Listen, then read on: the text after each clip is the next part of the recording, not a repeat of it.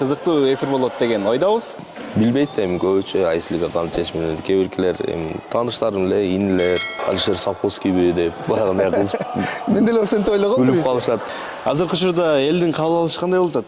Анан футболчулардын арасында кандай Айслига ордун таап атат? Быйыл өтө чоң, өтө жакшы, жогору деңгээлде болуп атат деп айтсам жаңылышпайм.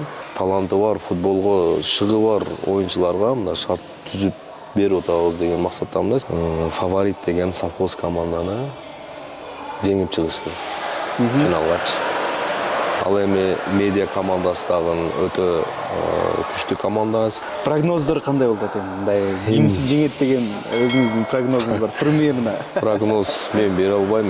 Мыкты оюн болсун, чыныгы финал болсун ошол. Айслиганын бардык оюндарын биз түз эфирге чагылдырып берип атабыз. Ошол түз эфирден сиздер да эгерде чет өлкөдө болсоңуз көрүп турсаңыздар болот.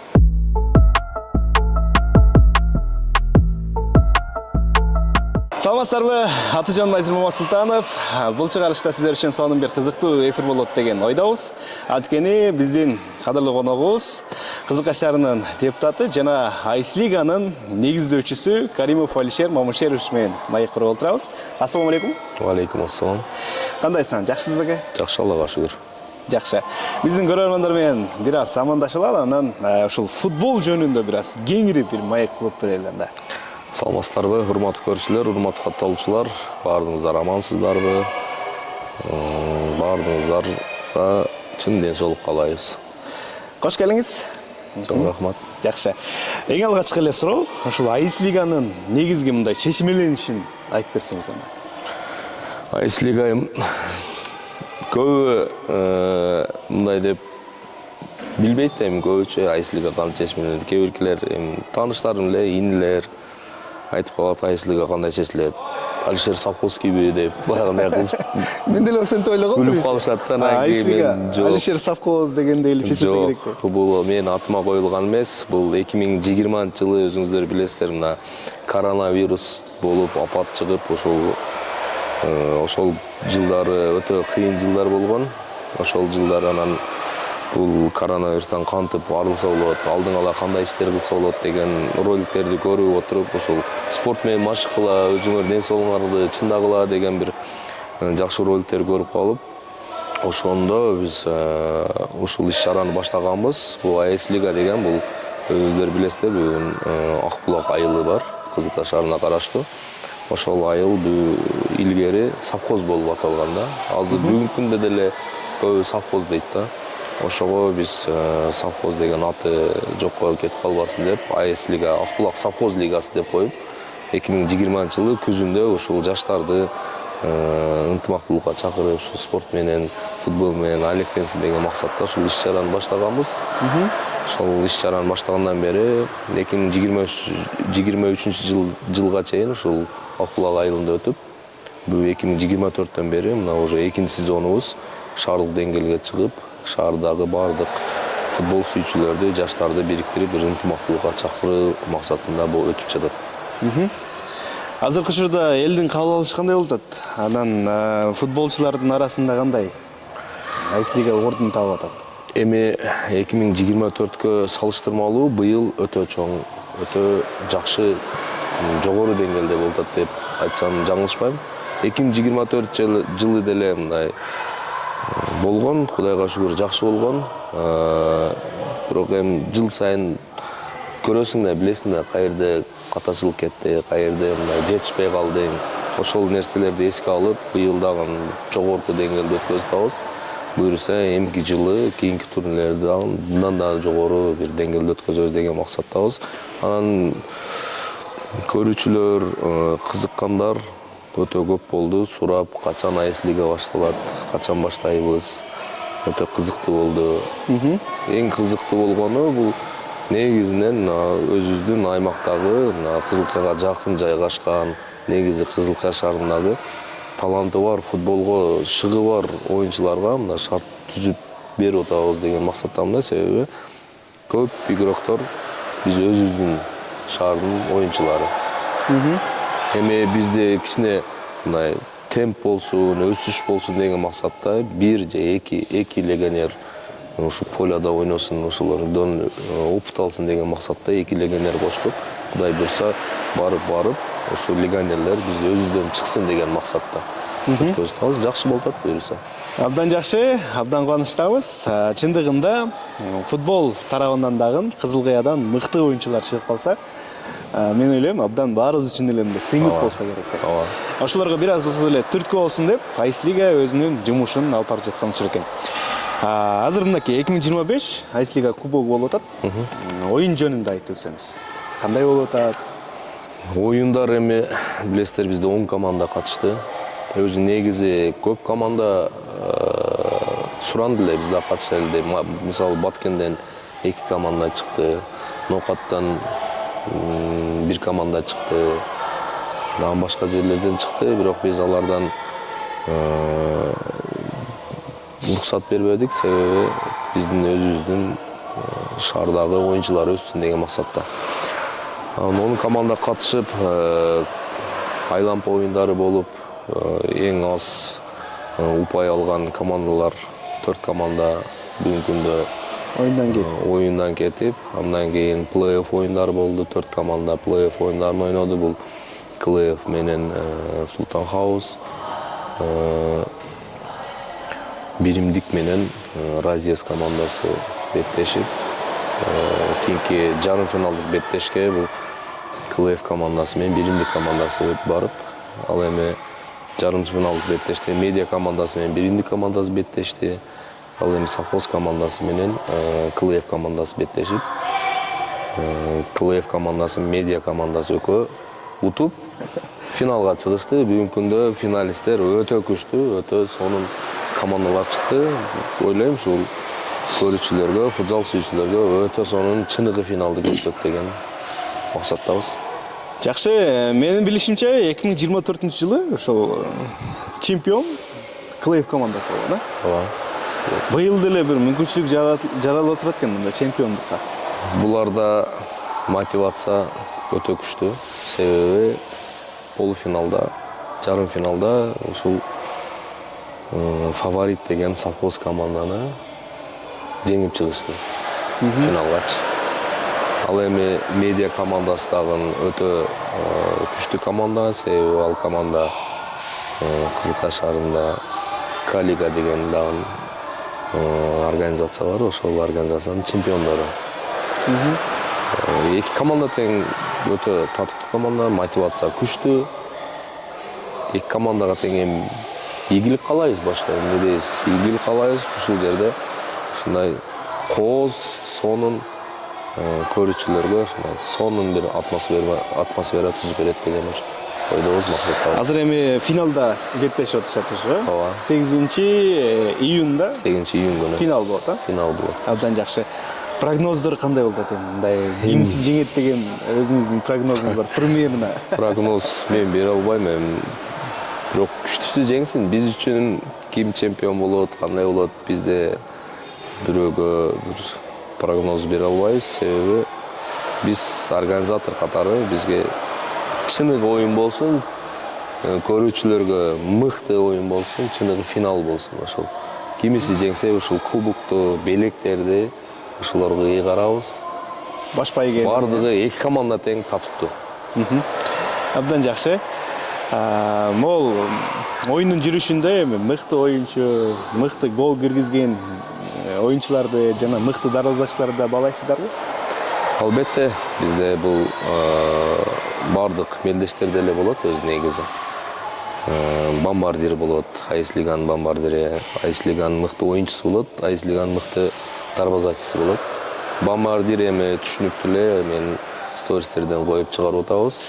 Бүгүнкү күндө 21 гол менен Биримдик командасынын Мухаммед Али деген өтө мыкты оюнчу бар. Ошол алдыда баратат. Анын аркасында эле ошол Мурзакулов Семетей, ал дагы өтө мыкты оюнчу, ошол Кыргызстандын курама командасында ойнойт. Ошол инибиз бүгүнкү күндө 20 гол менен анын артында эле баратат. Буюрса бомбардирлик белгилүү болот. Ал эми мыкты оюнчу менен мыкты дарбазачы айта турган болсок, эми дарбазачыларды айта турган болсок, финалисттерден мисалы үчүн Исхак инибиз бар медиа командасынын дарбазачысы, ал деле жаш, өтө мыкты, финалга алып чыкты. Ошондой эле КЛФ командасынын дарбазачысы бар, Семетей. Ал инибиз дагы былтыркы сезонубузда, 2024-сезондо финалда пенальтиден команданы чемпион кылды да. Андан кийин эле ушул совхоз командасынын дарбазачысы бар, Сардор деген. Ушул татыктуу ушул 3 дарбазачыны билем. Андан кийин мыкты оюнчулар эми көп. Өтө көп. Бардык командаларда мыкты оюнчулар бар. Аны эми биз кеңешет турган оргкомитет бар, ошолор менен чогуу четишип бир чечимге келебиз деген максаттабыз. Демек, жаштарга абдан сонун бир мүмкүнчүлүк жаратып атыпсыз азыр. Өсүп бараткан футбол оюнчуларына жакшы бир мүмкүнчүлүк, өздөрүн көрсөткөнгө деле, өзүнүн чеберчилигин элге тартуулаганга абдан жакшы бир мүмкүнчүлүк жаратып атыпсыз. Сизге чоң рахмат. Эми ушул спонсорлор боюнча айтып өтсөңүз. Ар бир эле нерседе спонсор болбосо, көтөрүлүш деле ушундай бир чоң иш-чараны өткөрүш деле кыйын болсо керек.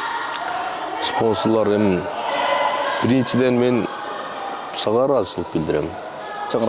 Биздин лиганы колдоп, ушундай болуп аткан оюндарды түз эфир кылып, ушул Москвадан бери, чет өлкөлөрдөн бери көрүп жазышып атат. Бизге личкабызга жазып, ушул прямой эфир кылганыңар өтө сонун болду дешип, жакшы отзывдар болуп атат. Ал үчүн силерге рахмат. Чоң рахмат. Вакыттан пайдаланып айта кетели, урматтуу көрөрмандар. Айс лиганын бардык оюндарын биз түз эфирге чагылдырып бере атабыз. Ошол түз эфирден сиздер да эгерде чет өлкөдө болсоңуз, көрүп турсаңыздар болот. Өзүңүздөрдүн сүйүктүү командаңыздарды колдоп, Кызыл Кыянын футболу кандай деңгээлде өсүп жатканын түз эфирде дагы байкап турсаңыздар болот. Абдан ушундай сонун мүмкүнчүлүктү дагы сиздерге колдон келишинче аракеттенип атабыз. Чоң рахмат силерге. Жана ошондой эле биздин демөөрчүлөр бардык ушу демөөрчүлөрүбүз Кызылкая шаарынын тургундары, Кызылкая шаарына салымын кошуп келатат.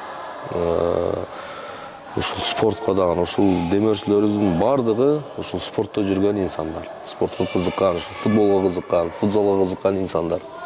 Ошолор менен сүйлөшүп, ушундай өткөзүп атабыз, жаштарга түрткү бололу деген максатта сунуштарымды айттым, алар жок дебеди. Бүгүнкү күндө өзүбүздүн ата мекендеги өндүрүштөр, органик суусундуктары, Let's Go суусундуктары, Шинлайн мороженое компаниялары, курулуш компаниялары бар, Золотой квадрат, Элит Грант, жана ошондой эле компьютер, ок техника сатуучу дүкөн бар, Цифра, жана ошондой эле Холод Тепло деген кондиционерлер саткан магазиндер бар. Алар баардыгы колдоп бизди ошол лигабызды колдоп, жаштарга түрткү берели деген максатта бизди колдоп бератат. Жана ошондой эле эң негизги демөөрчүбүз бул Россин компаниясы.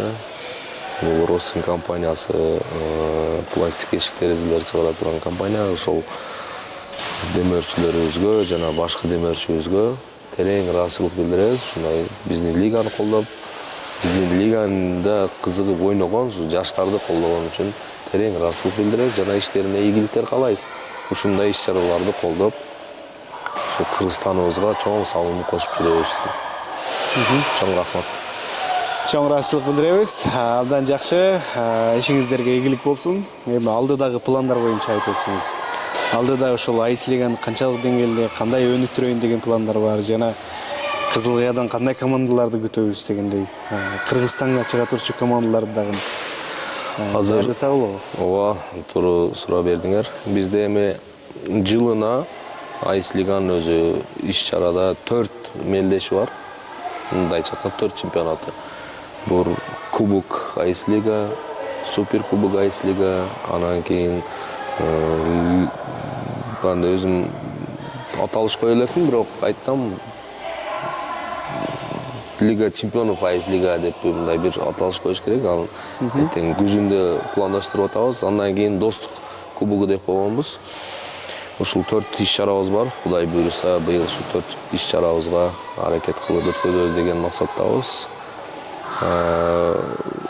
Эң негизги максатыбыз бизде ошол Кызылкая шаарында ошол футболдон, ушул футзалдан бир татыктуу жаштарды чыгарып, ошолорго бир жол көрсөтүп, ошолорду бир чоң бир курома командада ойной турган бир жаштарды чыгарсак деген максат. Ошол үчүн биз ушул лигаларды өткөзүп, мисалы ушул лигага келип, канча адамдар келип көрөт, прямой эфирден көрөт, жакшы ойноп калса, мисалы үчүн командалар көп да футзал боюнча. Может, ошол аркылуу бир курома командага кирип калат же бир клубка кирип калат деген максат. Өздөрүнүн жылдыздары жанып кетиши мүмкүн. Ооба. Абдан жакшы. Жакшы бир мүмкүнчүлүктү жаратылды экен. Негизинен айтканда, футбол тармагы Кыргызстанда абдан өнүгүп жаткан учуру. Өзүңүздөр деле байкап атсаңыздар керек, биздин ажообуз дагы өзү футбол тармагында жакшы бир шарттарды түзүп берип атат. Учурдан пайдаланып Кыргызстан жетекчилигине дагы чоң ыраазычылык билдиребиз жана биздин Айс лигадагы жетекчилерге дагы ыраазычылык билдиребиз. Сиздер баштап атсаңыздар, башка эч ким баштабайт болчу. Ошондуктан мына аз болсо дагы Кызылкаянын жаштарына шарт түзүп берип аткан. Сизге чоң рахмат. Оюнга келсек, Айс лиганын азыр финалына келди. Финалына келди. Финал качан болот жана байгелер жөнүндө бир аз көрөрмандарга деле айтып кетсеңиз болобу? Болот, аны биз жашырган деле жокпуз. Башында чыгарганбыз. Финал 8-июнь күнү саат 21:00 башталат. Биринчи, үчүнчү орунга беттеш болот. Бул Совхоз командасы менен Биримдик командасы. Андан кийин эле ошол спонсорлордон кичине белектер болот, ошол көрүүчүлөргө келип ушул колдогон командаларга, ошол теги эле көрүүчүлөргө, болельщиктерге кичине конкурс уюштуруп, чакан бир концерт болот. Ошол концерттен кийин финалдык беттеш башталат. Финалдык беттештен кийин эми эки командага тең ийгилик каалайбыз. Кимиси чемпион болсо, ошо кубоктар менен, спонсорлордун белектери менен сыйланат жана ошондой эле ошо биринчи орунга биз жазганбыз $1000 деп, андан экинчи орунга 700, үчүнчү орунга $450 деп жазып, ошол белектер дагы финансый белектер деп коелу, финансый белектер дагы тапшырылат ушул демөөрчүлөрдүн атынан. Баардык. Андан сырткары кубоктун ээси болушат, Кубоктун ээси болушат. Жакшы. Урматтуу көрөрмандар, өзүңүздөрдүн сүйүктүү командаңыздарды келип колдоп кетсеңиздер болот. Кызылкая шаарындагы мыкты командаларды жана Айс лиганы колдоп туруңуздар дейли. Эфирди жыйынтыктайбыз анда. Келип бергениңизге рахмат. Ишиңизге ийгилик болсун. Чоң рахмат. Маалыматты сиздерге так жеткирдик. Ошол Айс лиганы колдогончо биз менен ар дайым бирге болуңуздар. Чоң рахмат. Чоң рахмат.